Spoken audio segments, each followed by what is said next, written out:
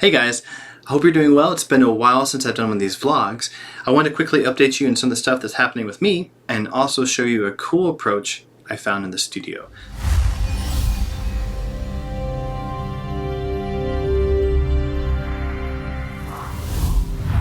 So let's talk about what's going on. Everything's good. Life has been busy, but very productive.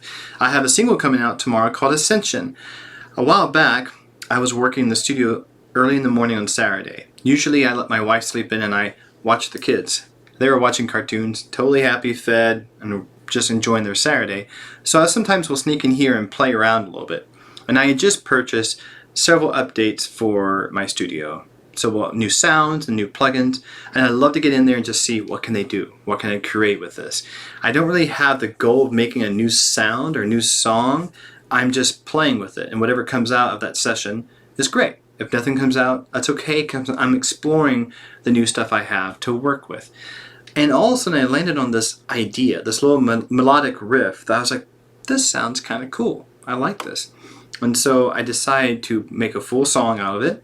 I got that done, and then I hired 6 other people to work with me. I have violin, cello, classical guitar, electric guitar, bass, and drums. All but one person were from Fiverr.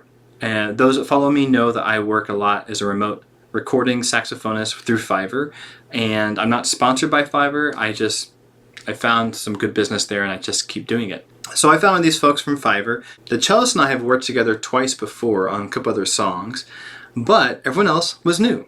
And it turned out, I think, really, really good. I had a really good time with it. So that's coming out tomorrow. Look for it on all major platforms. The other thing is, I'm happy to say the SkateBIRD soundtrack is done. Now, it's not out yet. The game is still being worked on, but my part of the job is basically done, and now I have the hard part of waiting until I can say, hey, it's out, go get it, and here's the soundtrack, and go check it out. And I ended up with 24 tracks of music. With no looping, all in game, it's 53 minutes of music. Of course, when you add in looping and stuff like that, it can be quite a bit longer. These were through mission tracks. So a lot of the music in SkateBIRD, if you think about the approach games like Grand Theft Auto do, where it's a radio station, and songs have a start, middle, and an end, and then they go on to the next song, that's what a lot of the SkateBIRD soundtrack is like. But when you are interacting with someone who has a mission for you, an NPC who is moving the plot forward, you'll go into a loop, and you could be there for a while. That's where the soundtrack can be expanded out. So we try to make each song reflect either the NPC's mood or situation or attributes or all the above. And it was a really fun project, and it also helped me expand and flesh out the soundtrack quite a bit. So that will be coming soon. The only other information I have is, unfortunately, the big side project I worked on most of 2020, it's done, my job's done, but we're still waiting for the last little bit of COVID restrictions to lift for us to be able to announce and release that project. It's taking a little bit of time. So as much as I hate to wait, I'm going to have to wait. All right, enough about me. Let's dig into this. This is called Chip Synth. This is the same folks that made Plug. My boss let me know about this from work, and I thought this was really cool, so I grabbed it. And it's really, really fun. You can go through and play and just... It's got some nice sounds.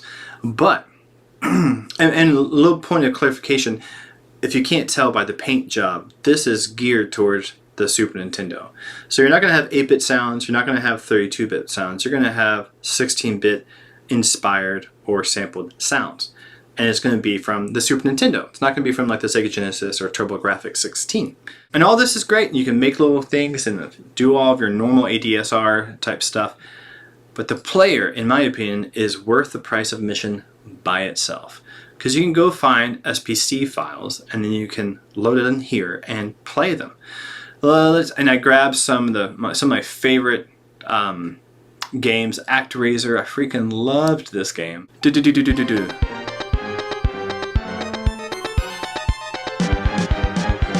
Now, that might sound a little bit weird to you, because I actually have some stuff soloed. That sounds more like the game. But if you want to solo out things and listen, you can.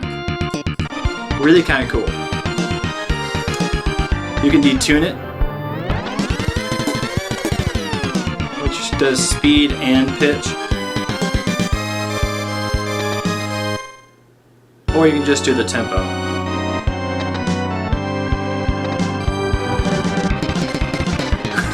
Alright. I haven't done one of these vlogs in a while, and my, oh god. Oh god. There we go. Alright.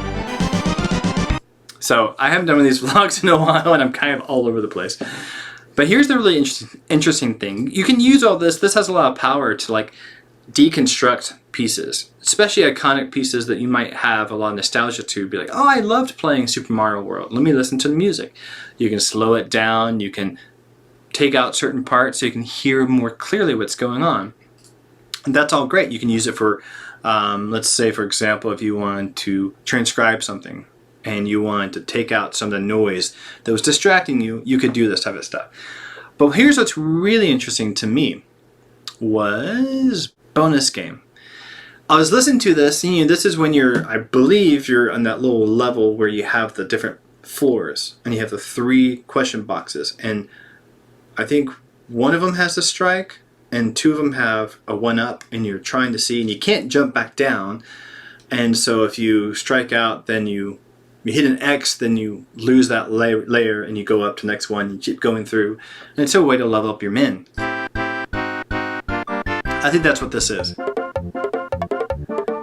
I was listening to this, and there's something that stuck out to me. Have you heard it yet? Have you heard it yet?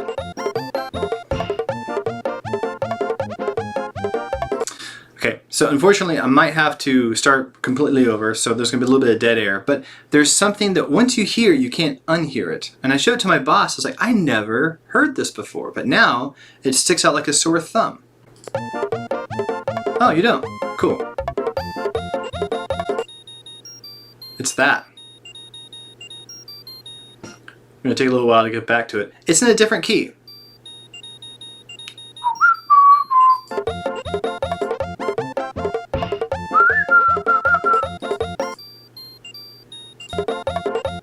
So when I found that, it made me go, why did Kanji Kojo, why did he do that?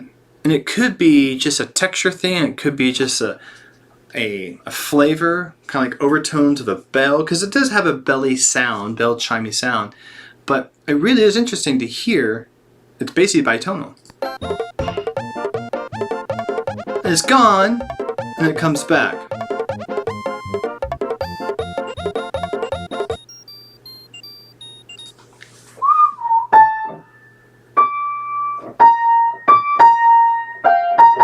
So that's in B flat. And then the other.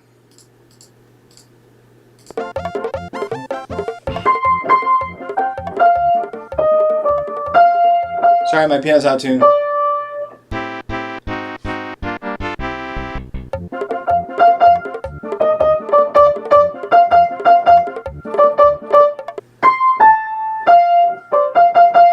Interesting. So that's an F major triad in second inversion. And this is, that's a B flat in second inversion. Together you have that sound. That's really interesting. So if you haven't picked this up, when I picked it up it was like 40 bucks, and I think that player by itself is worth it just for the price of admission. There's one other cool thing about the player I did not show you, and that's if you grab all unique, stop it, and you go to sample, you have the sound. There's a little bit of a latency. You have the sound from this song you were just playing.